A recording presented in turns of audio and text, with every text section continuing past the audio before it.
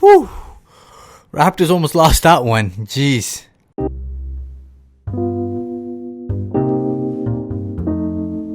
Raptors win 122-118 at home against the Washington Wizards.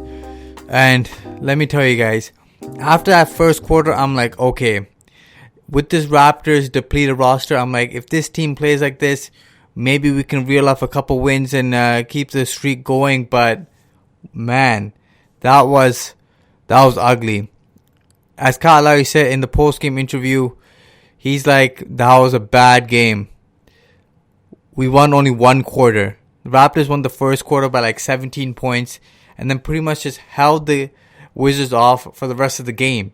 And Raptor killer Bradley Beal showed up once again. And Raptor killer Ish Smith, who is now from Detroit, gone to the Washington Wizards, was on fire. He did not miss a shot tonight. He was hitting threes, which Ish Smith doesn't usually do. And you know what? He could do no wrong. He was attacking as he usually does against the Raptors. His speed and quickness is something the Raptors cannot defend for some reason. And he was doing all that and more.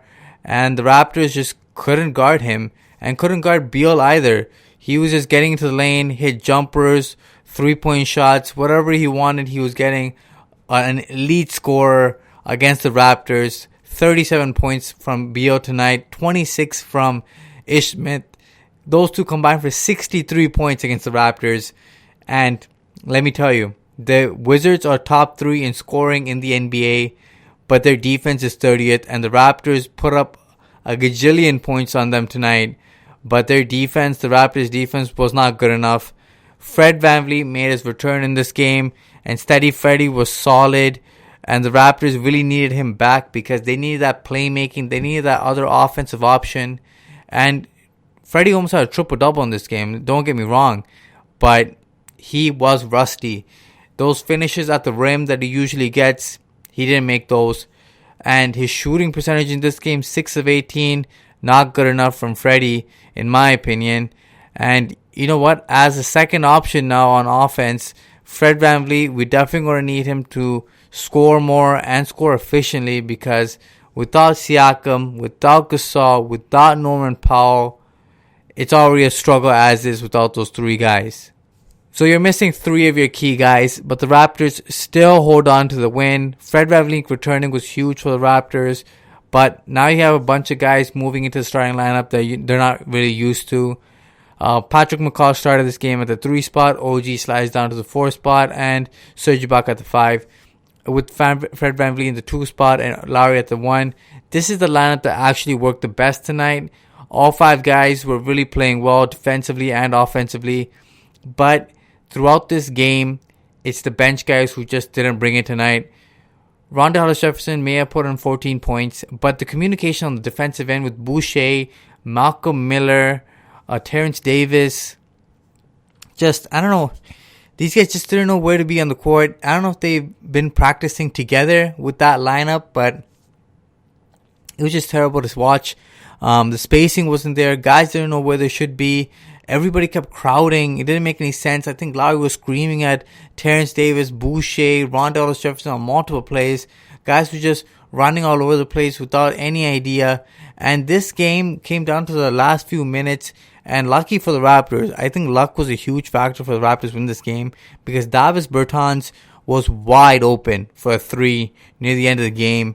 And Davis Bertans, if you guys haven't heard of him, he came from the Spurs to the Wizards, and he is a marksman. 44% from 3 in the league today, and he was 2 of 12. So you got to see how many lucky shots the Raptors allowed Bertans to miss. But damn, the Raptors could have easily lost this game. Beal knocks down a huge 3 near the end of the game. Another miscommunication between Serge Ibaka and OG. Don't know if they should switch or not. Serge Ibaka in no man land. Beal pump fakes him, slides over to the left, hits the 3, and then the game becomes wow, the Raptors could really lose this game. Raptors should have put this game away a while ago. They were up by double digits most of this game, and then in the fourth quarter, they just went through one of their droughts with their bench, and all of a sudden the Wizards are down 4, and then they're down 2, And then you're like, wow, this game's really coming down to it. Fred VanVleet missed 2 key free throws, and then the Wizards picked up some morale in that fourth quarter, but then he knocked off 4 straight to seal it. Got to hand it to Steady Freddy. He at the line, he did not lose his cool, and he was solid. But the Raptors got to do a better job in general. But the best player tonight, Kyle Lowry, he was amazing tonight. He shot the ball well. He was passing the ball well.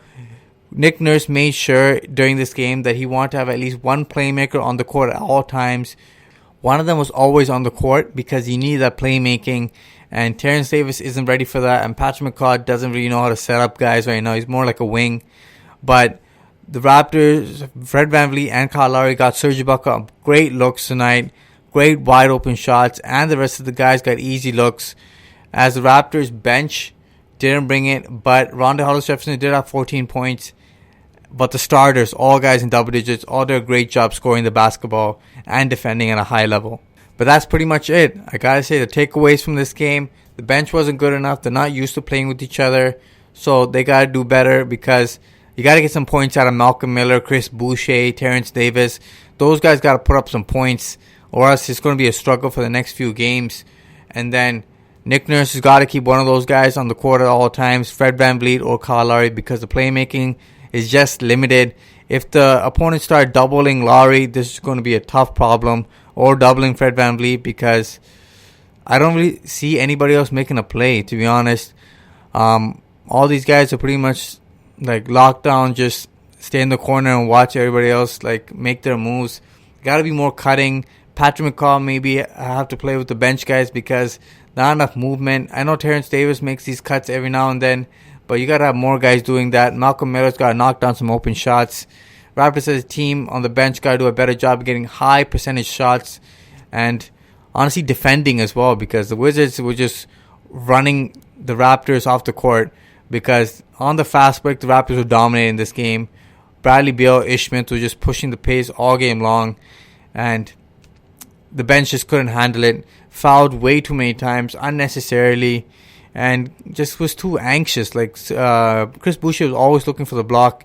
Got caught like a couple of times. Got to be smarter about how we contest at the rim. Like mental things like that. Got to clean that up. Raptors did shoot the ball better in this game. 40% from 3, 49% from the field, which is fantastic. But gotta say, luck was on the Raptors side. They allowed a lot of wide open looks. And the Raptors pretty much just held off the Wizards at the end of the game. I don't think the Raptors won this game. It's pretty much just holding off the Wizards' late surge. And if it was extra 5 more minutes, I don't know if the Raptors win this game. But they did get the win, which is massive, despite your team being so depleted. Tough win, but whatever. Gotta move on. The Raptors got a tough game coming up against the Dallas Mavericks. That's going to be a tough game since they just beat Philly tonight. So you know how good they are, even without Doncic. And then you got the Pacers, back-to-back playoff teams. It's going to be a struggle, but I think the Raptors can maybe pull off at least one of those games. So, guys, make sure you guys smash that like button. Make sure you guys like, share, and subscribe to the Raptors Wrap-Up. What do you guys think about the Raptors win today? Do you think there should be a change in the starting lineup? Let me know in the comments below. Until next time. Peace.